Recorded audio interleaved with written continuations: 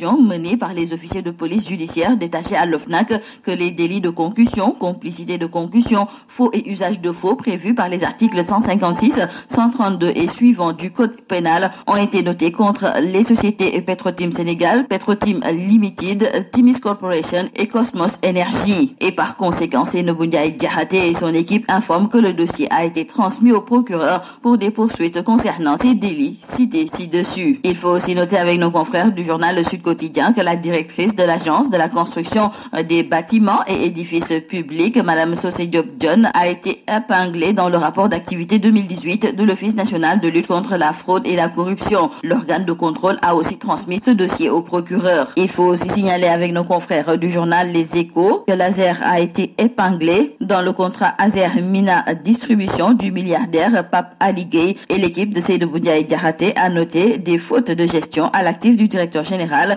de l'agent comptable et même du ministre du budget d'alors, Birima Mangara. Parlons du coronavirus ici au Sénégal. Notre pays a enregistré hier son deuxième cas. Il s'agit d'un résident français âgé de 80 ans qui est arrivé au Sénégal le 29 février et qui a été diagnostiqué positif. Et pour nos confrères du journal Critique, avec ce deuxième cas apparu à Guédiawaye, c'est la psychose dans cette localité. Nos confrères du journal LAS trouvent même que la psychose gagne tout le pays avec ce deuxième cas de coronavirus. Et avec la présence du coronavirus ici au Sénégal dans le journal Tribune, c'est le député Cheikh Bara Dolly Mbacké qui demande purement et simplement l'annulation du Magal de Porokhane célébré ce jeudi 5 mars. Et dans la foulée, le religieux et homme politique demande aussi l'annulation du Daka de Médina Gounass, l'appel des Layènes, la ziara générale de Tivaouane et tous les autres événements religieux. Guy Marius Sagna obtient enfin la liberté provisoire. Et selon nos confrères du journal Direct News, il a fallu une forte pression nationale et internationale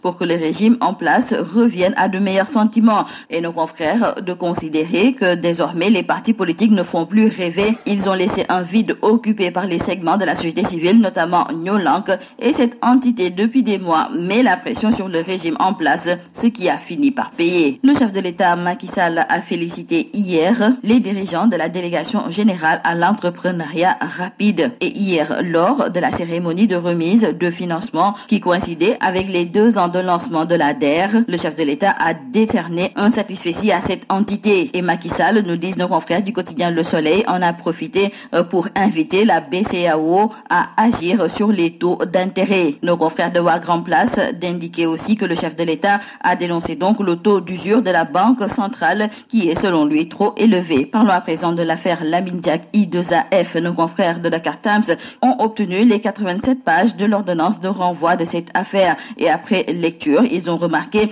que le juge Van Ruymbeck a fait de la littérature sans apporter la moindre preuve des accusations portées contre Pape Massata Diack et son père. Et pour renforcer son argumentaire, il a exposé les salaires, les commissions et les termes des contrats de Jack fils. Et donc, selon nos confrères, ce sont juste des broutilles, mais pas des preuves. Terminons par le sport. Nos confrères du quotidien du sport Stade nous parlent aujourd'hui de la Coupe de France. Lyon-PSG, la rencontre est prévue ce soir à 20h10. Et pour nos confrères, c'est un choc de niveau Ligue des Champions. C'est tout à vos journaux et très